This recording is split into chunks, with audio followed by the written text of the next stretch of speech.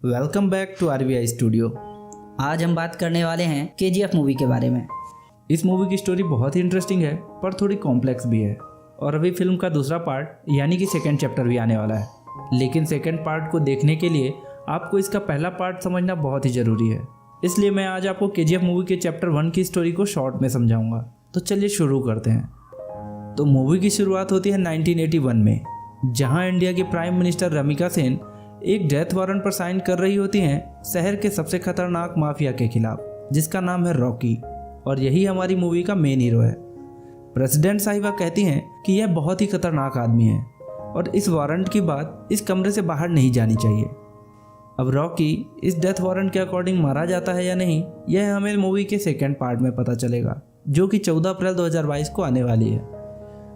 अब मूवी पहुंचती है सीधे 2018 में, जहां हम एक फेमस जर्नलिस्ट दीपा हेगड़े को देखते हैं, जिसे एक बुक मिलती है जिसका नाम है एल डोराडो, जो कि रॉकी की पूरी लाइफ पर लिखी गई है।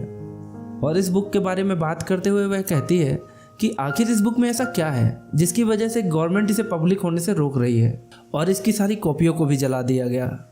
तो उस न्यूज़ चैनल के ऑनर कहते हैं कि दीपा, इस किताब का जो लेखक है ना, वो कोई साधारण लेखक नहीं है।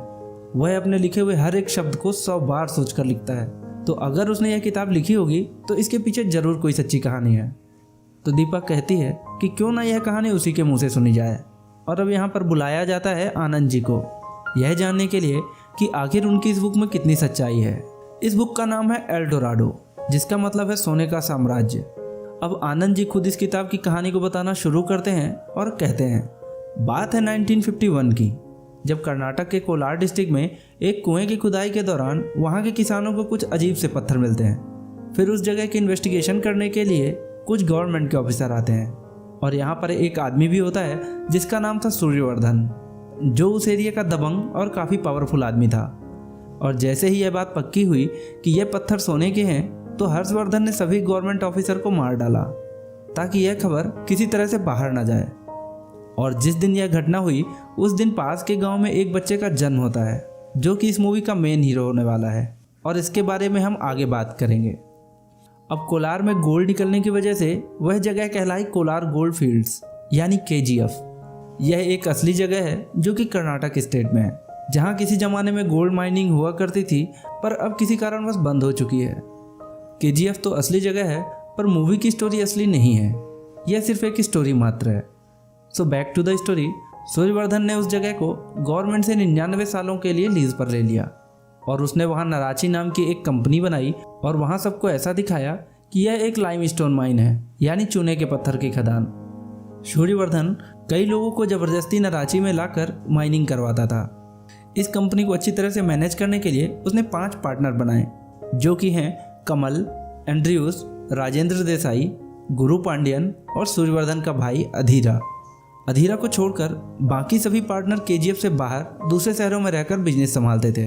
उनका यह गोल्ड स्मगलिंग का बिजनेस काफ़ी जोरों से चल रहा था। लेकिन 1978 में सूर्यवर्धन को हार्ट अटैक आया और उसकी तबीयत बहुत ज़्यादा खराब हो गई, जिसके बाद कंपनी के सभी पार्टनर केजीएफ पर कब्जा करने की सोचने लगे।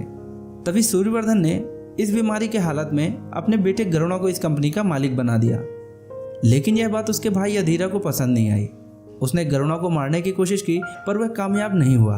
लेकिन गरुणा अधीरा को मारने में कामयाब हो गया, और अब गरुणा पूरे साम्राज्य पर राज करने लगा। वह बहुत ही जालिम था, इसलिए सभी पार्टनर उससे बहुत नफरत करते थे। यह तो रही मूवी के बाकी कैरेक्टर्स की बात, और अब चलते हैं हमारी मूवी के मेन कैरेक्टर की तरफ, जिसका नाम है रॉकी। रॉकी का असली नाम था राजा कृष्ण अप्पा वेदिया, जिसकी माँ विधवा और बहुत गरीब औरत थी।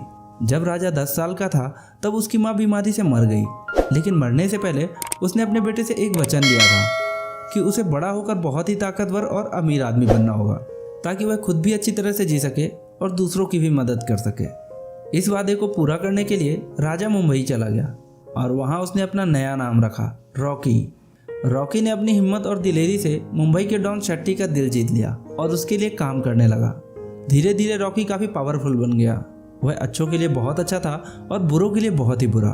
वो डॉन शेट्टी का खास आदमी बन गया और मुंबई में गोल्ड स्मगलिंग का पूरा काम संभालने लगा। अब रॉकी की बहादुरी के चर्चे दूर दूर तक होने लगे थे और वह बहुत फेमस हो गया था। फिर 1978 में शेट्टी का बॉस एंड्रयूस जो कि केजीएफ के पार्टनर में से एक है, वह रॉकी को एक काम सौंपता है और काम पूरा करने के बदले रॉकी को पूरी मुंबई ऑफर करता है। अब इस काम के लिए रॉकी को बेंगलोर जाना पड़ता है और बेंगलोर में राजेंद्र देसाई, जो कि केजीएफ का एक और पार्टनर है, रॉकी से कहता है कि उसे गरुणा को मारना होगा। अब सभी पार्टनर्स एक प्लान बनाते हैं और गरुणा को उसके पिता सूर्यवर्धन की मूर्ति के अनावरण के बहाने बेंगलोर बुलाते हैं। लेकिन गरुणा इन सबसे एक कदम आगे होता है और उसे पहले ही इनके प्लान के बारे में पता चल जाता है, इसलिए वह अपनी पूरी तैयारी के साथ आया था। साथ ही उसने अपने पिता की मूर्ति को भी अपनी मूर्ति से बदल दिया था, जिसकी भनक तक बाकी के पार्टनर्स को नहीं लगी थी। अगर गरुणा चाहता तो अपने सभी दुश्मनों को यहीं पर मार सकता था, लेकिन उसने एक कसम खाई थी कि वह अपने पिता के जिंदा रहते किसी भी पार्टनर को नहीं मारेगा। इसलिए वह अपने किसी भी पार्टनर को बिना नुकसान पहुंचाए वहां से चला जाता है। उसके जाने के बाद सभी पार्टनर्स के पैरों तले से जमीन खिसक गई थी, क्योंकि उन्होंने शेर की पूंछ पर पैर रख दिया था। लेकिन रॉकी यहाँ पर फैसला करता है कि वह गरुणा को उसके घर में ही घुसकर मारेगा। अब सभी पार्टनर्स इस नए प्लान पर काम करना शुरू करते हैं और एक अंदर के आदमी के जरिए केजीएफ की कुछ खुफिया जानकारी रॉकी को देते हैं। केजीएफ यानी नराची में काम करवाने के लिए बहुत से लोगों को जबरदस्ती उठाकर लाया जाता था। ऐसे ही जब गरुणा के आदमी एक गांव में लोगों को उठाने के लिए गए, तब रॉकी भी वहां पर पहुंच गया और वह उन गांव के लोगों में शामिल होकर नराची में घुस गया। वहां जाने के बाद उसे समझ आता है कि वह जगह कितनी खतरनाक है। वहां लगभग 20,000 लोगों को बंदी बनाकर रखा गया था। हर किसी से 12 घंटे काम कराया जाता और कमजोर लोगों को मार दिया जाता। वहां के गार्ड्स बहुत ही खतरनाक थे, जो नियम तोड़ने वाले लोगों को तुरंत ही गोली मार दिया करते थे। नराची में माइनिंग से थोड़ी ही दूर पर गरुणा का महल था, जहां उसके पिता और उसके भाई साथ में रहा करते थे। इस महल की सुरक्षा बहुत ही मजबूत थी और कोई भी यहाँ आसानी से नहीं आ जा सकता था। लेकिन रॉकी ने वहां पर रहकर उस जगह का अच्छी तरह से मुआयना कर लिया था और उसने गरुणा के महल तक पहुंचने का रास्ता भी ढूंढ लिया था। अब बस वह सही मौके की तलाश में था। वहां रहते रहते रॉकी ने कई लोगों को बुरी तरह से मरते हुए देखा।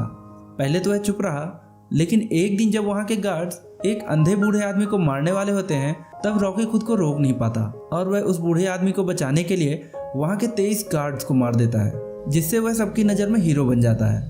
अब रॉकी उन 23 गार्ड्स की लाशों को जलाकर अपने लोगों को एक सिग्नल देता है कि अब वह पूरी तरह से तैयार है। और तभी एक बड़ा राज सामने आता है कि सूर्यवर्धन का दूसरा बेटा विराट अपने भाई गरुणा को ही मारने के प्लान में शामिल है। विराट अपने भाई से बिल्कुल अलग था और वह दिल का बहुत अच्छा था। उसी ने नराची की सभी खुफिया जानकारी दूसरे पार्टनर्स तक पहुंचाई थी ताकि रॉकी अंदर घुस सके। और अब रॉकी का सिग्नल मिलते ही विराट भी तैयार हो जाता है, लेकिन गार्ड की गैर मौजूदगी और आग को देखकर गरुणा के लोग भी सतर्क हो जाते हैं और वह चेक करने के लिए उस जगह पर जाने लगते हैं। तभी विराट उनका ध्यान भटकाने के लिए अपने पिता को ही मार देता है।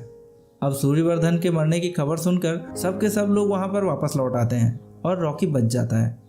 अब गरुणा अपने पिता का अंतिम संस्कार करने के बाद यह तय करता है कि वह काली पूजा के बाद सबकी खबर लेगा। गरुणा हर साल पूजा में 3 बकरों की बलि चढ़ाया करता था, लेकिन वह इस साल बकरों की जगह 3 इंसानों की बलि देने वाला है। यह तीनों वह थे जो उसे मारने के लिए आए थे, लेकिन किसी वजह से पकड़े गए और इन्हें एक खास तरह के कमरे में कैद करके रखा गया था। अब जैसे ही गरुणा पूजा करने के लिए निकलता है, तब रॉकी सबसे छुपकर उस कमरे तक पहुंच जाता है जहां पर उन 3 लोगों को रखा गया था। रॉकी उनमें से एक आदमी को मारकर उसकी जगह ले लेता है। फिर इन तीनों लोगों को पूजा के लिए लाया जाता है और इस पूजा में नराची के सभी गार्ड्स और 20,000 काम करने वाले सभी लोग शामिल थे। गरुणा पूजा शुरू करता है और 2 लोगों की बलि चढ़ा देता है, लेकिन जब रॉकी की बारी आती है तब वह सबकी पकड़ से छूटकर गरुणा की तलवार लेकर उसी का गला काट देता है। रॉकी ने हजारों लोगों के सामने गरुणा को मार डाला और यह खबर आग की तरह चारों तरफ फैल गई और केजीएफ के चारों पार्टनर्स यह सोच रहे थे कि अब वहां पर उनका राज होगा। लेकिन रॉकी के दिल में तो कुछ और ही था। वह यहाँ मुंबई जीतने के लिए नहीं आया था, बल्कि उसे तो पूरा केजीएफ चाहिए था। और अगर वह चाहता तो गरुणा को बेंगलुरु में ही मार सकता था, लेकिन उसने ऐसा नहीं किया। रॉकी उसे केजीएफ में ही सबके सामने मारना चाहता था ताकि वह वहां पर राज कर सके। अब गरुणा के मरते ही उसके गार्ड्स रॉकी को मारने के लिए तैयार हो गए, लेकिन अब 20,000 लोग रॉकी के साथ मिल चुके थे जो कि उसके एक इशारे पर कुछ भी कर सकते थे। रॉकी के अलावा कई ऐसे और भी लोग थे जिनकी नज़र केजीएफ पर टिकी हुई थी, जिनमें से एक था दुबई का इनायत खलील और दूसरा था सूर्यवर्धन का छोटा भाई अधीरा, जो कि अभी भी मरा नहीं था, वह सिर्फ मरने का नाटक कर रहा था। और यह सारी घटनाएं हुई थी 1978 में। पर यह सिर्फ आधी कहानी है। बाकी की कहानी चैप्टर 2 में दिखाई जाएगी, जिसमें रॉकी का कई लोगों के साथ सामना होगा जो कि केजीएफ पर कब्जा करने की कोशिश करेंगे। और साथ ही सेकेंड पार्ट में हमें यह पता चलेगा कि क्यों प्रधानमंत्री ने 1981 में रॉकी को मारने का ऑर्डर दिया। अब यहाँ एक बात बता दें कि चैप्टर 2 में अधीरा का रोल प्ले करने वाले हैं बॉलीवुड एक्टर संजय दत्त और प्राइम मिनिस्टर रमिका सेन का किरदार निभाएंगे रवीना टंडन। और केजीएफ चैप्टर 2 14 अप्रैल 2022 को रिलीज होगी। तो दोस्तों, यह थी केजीएफ चैप्टर 1 की पूरी कहानी। केजीएफ चैप्टर 1 मूवी आपको कैसी लगी और आप चैप्टर 2 का वेट कर रहे हो या नहीं, कमेंट करके हमें जरूर बताइएगा।